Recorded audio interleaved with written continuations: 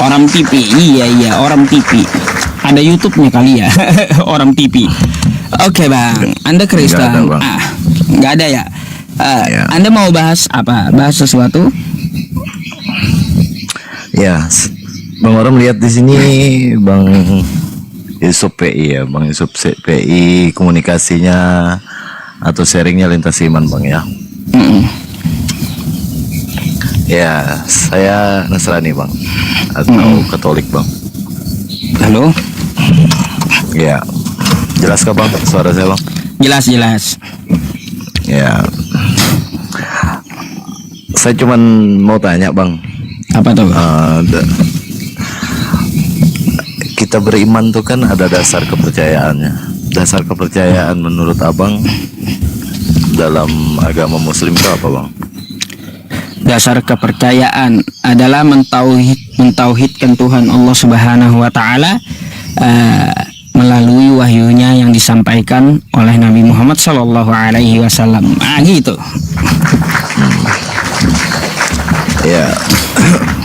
Jadi menurut Abang, kepercayaan Abang itu berdasarkan apa yang telah disampaikan oleh Nabi Muhammad gitu ya?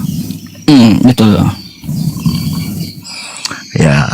Jadi gini Bang, kita sharing ini ya atas dasar kepercayaan saya sebagai umat Katolik.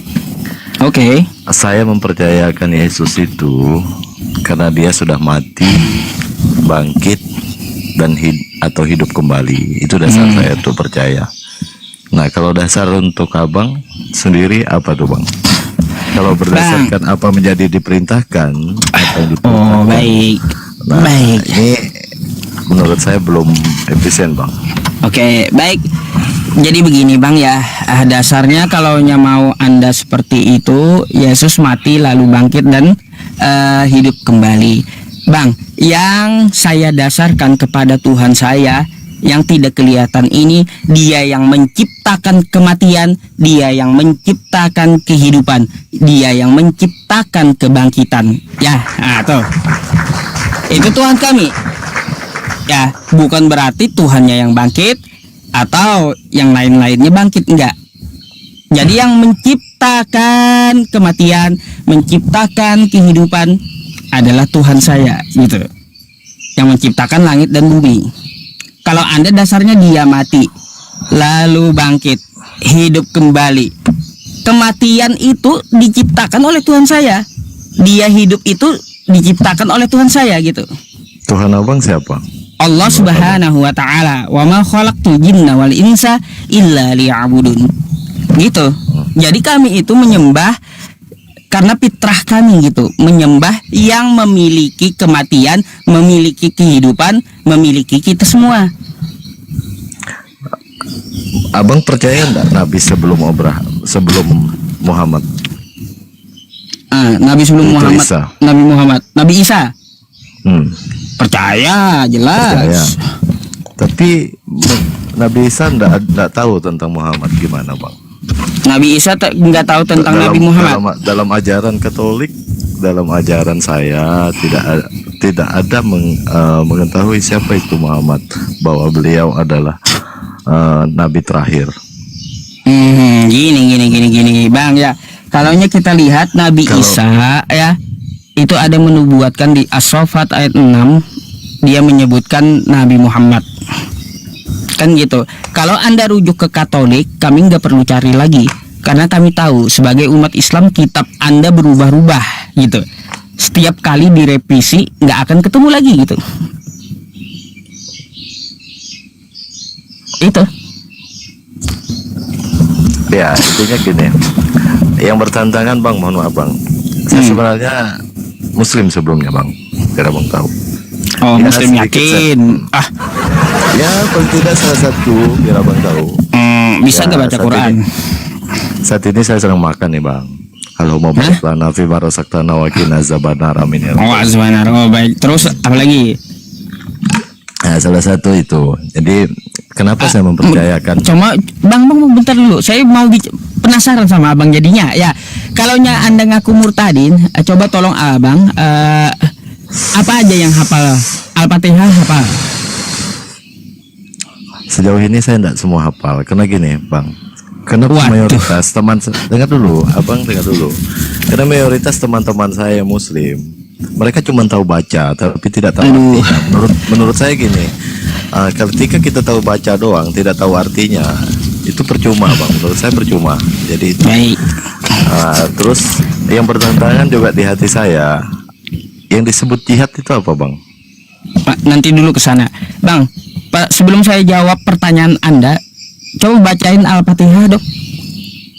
Ya, jadi gini, saya kasih tahu, Bang. Saya dilahirkan secara Kristen. Saya pernah masuk Muslim.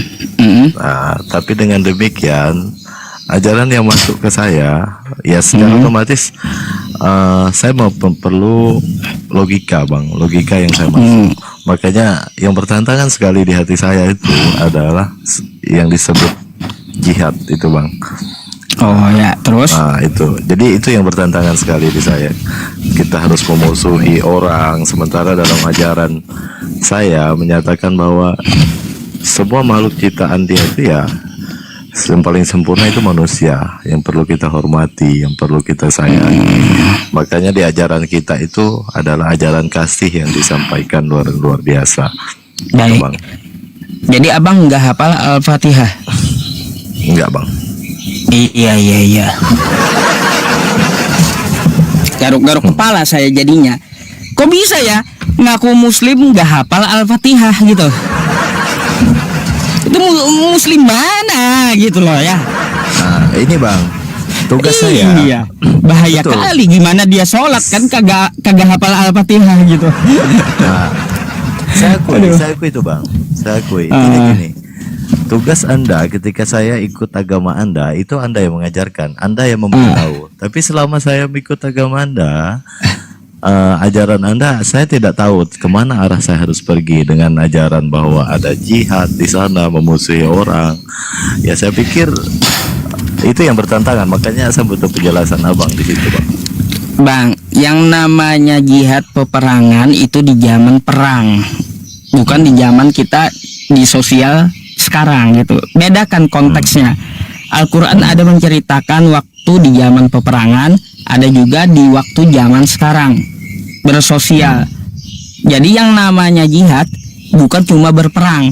Kita pun mencari nafkah buat anak istri itu juga jihad. Kita melangkahkan kaki kita ke masjid itu juga terhitung jihad gitu. Gini, Bang. Jadi gitu, Bang. Abang, Jadi konotasi kata jihad itu jangan Anda maksudnya itu jangan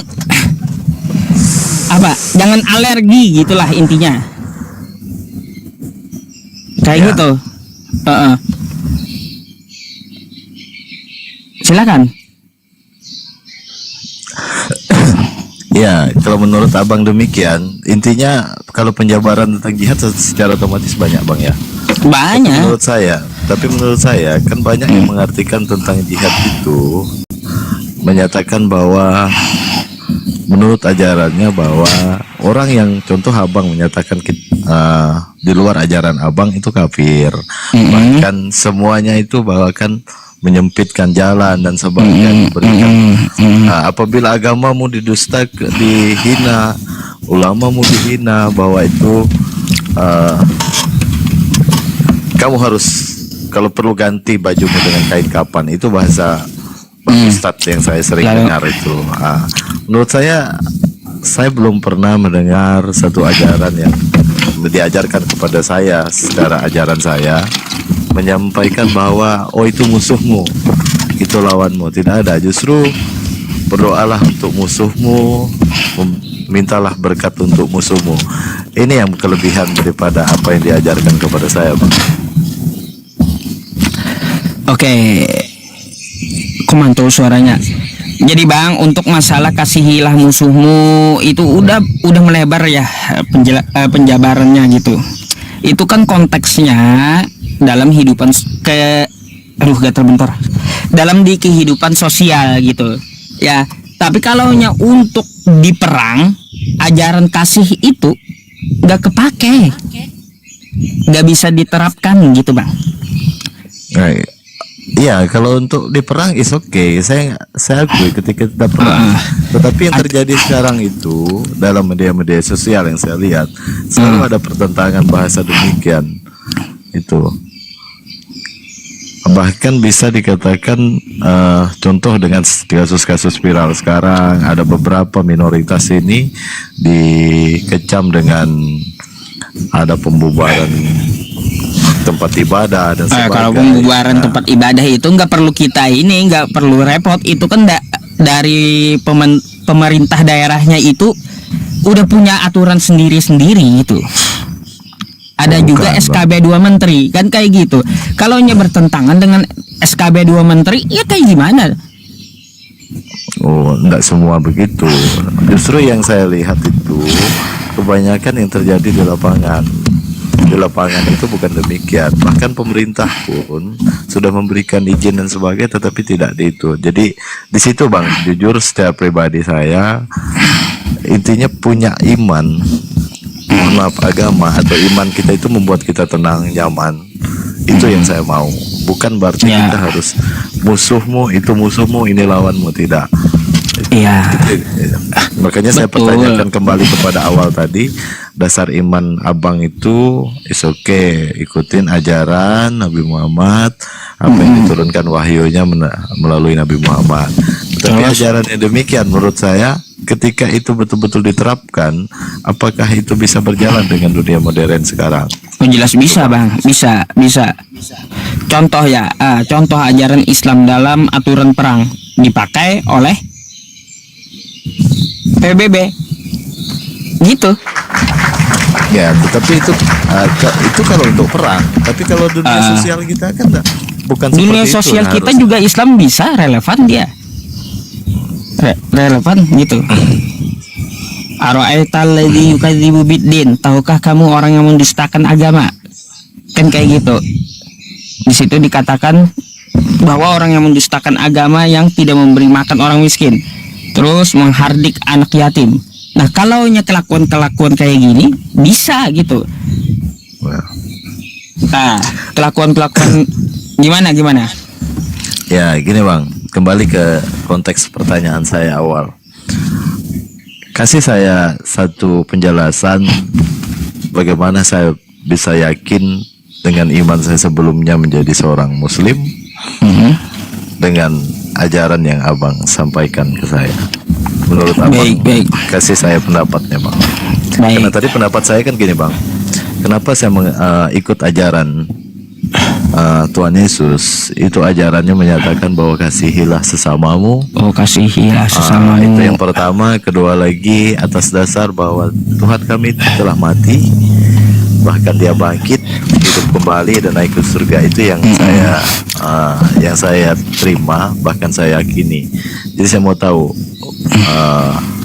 beri saya keyakinan bahwa ajaran abang itu bisa saya yakin Bang.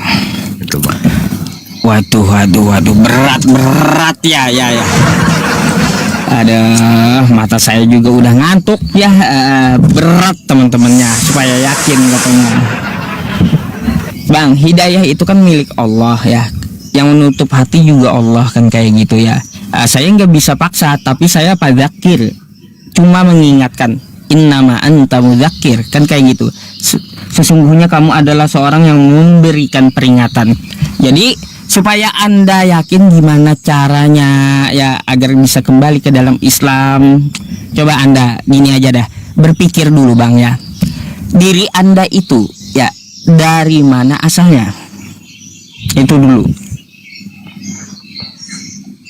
Coba Anda pikir secara logika ya. Saya nggak pakai kitab dulu. Adakah dari ujung rambut kepala Anda itu sampai ujung kaki Anda yang Anda miliki sendiri?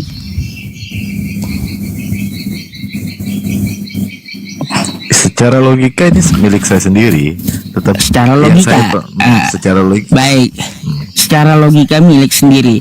Kalaunya Anda mengklaim milik sendiri, saya mau tahu bahannya apa tangan itu.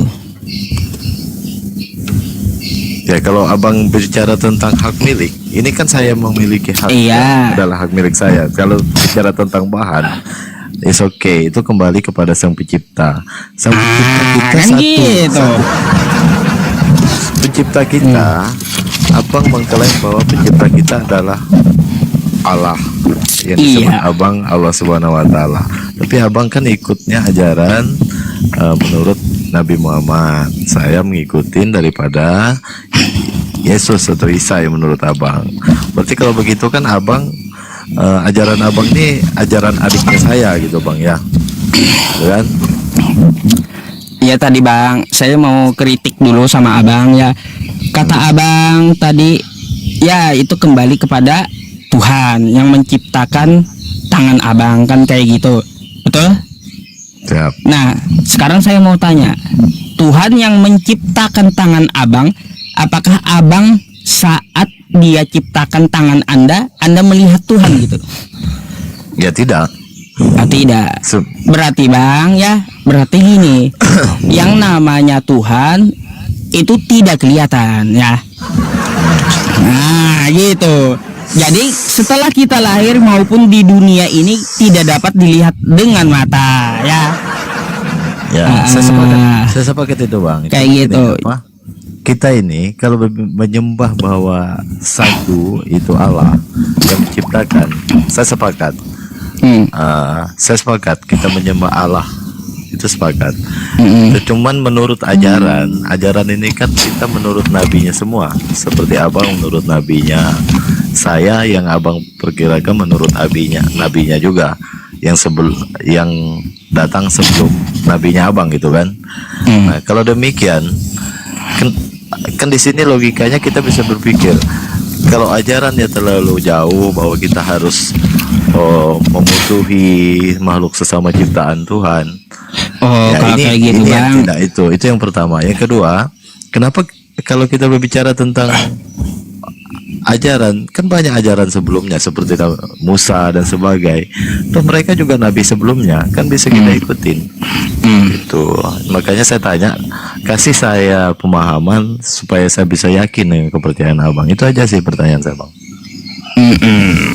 Ya jadi gini ya, saya ini udah rada-rada ngantuk juga teman-teman ya masalahnya. Makanya udah ngantuk tapi masih live ya, nggak apa-apa lah dijelaskan ya. Aduh bang, di dalam Al-Quran itu ya, ketika Anda membuka Al-Quran pertama kali, yang Anda temui apa? Yaitu Bismillahirrahmanirrahim, dengan nama Allah yang Maha Pengasih. Udah kasih bang ajarannya. Gitu. Jadi Tuhan dulu mengasihi kita, baru kita mengasihi sesama makhluk. Seperti itu. Bukan berarti kita yang mengasihi makhluk tapi merasa diri kita, bukan. Kayak gini bang ya, kalau kita membuktikan Allah itu Maha Pengasih, contohnya Anda Kristen, saya Muslim, tapi kita tetap sama-sama diberi napas, betul nggak? Nah. Itulah ya adilnya dia. Gitu. Sama-sama diberi napas meskipun beda iman. Adil dia. Nah, itu Tuhan yang sebenarnya yang melakukan keadilan. Coba kalau Yesus bang ya, kalau Yesus datang di Nazaret selama 30 tahun, kan kayak gitu, hanya ada satu kampung yang melihat Yesus. Saya mau tanya, pada saat di abad pertama itu, orang-orang banyak melihat dengan biji matanya fisiknya Yesus. Ya, fisiknya Yesus itu dilihat oleh orang banyak di kampung saat itu di abad pertama. Sekarang saya mau tanya, di mana sifat keadilan Tuhan yang katanya Tuhan adil ya?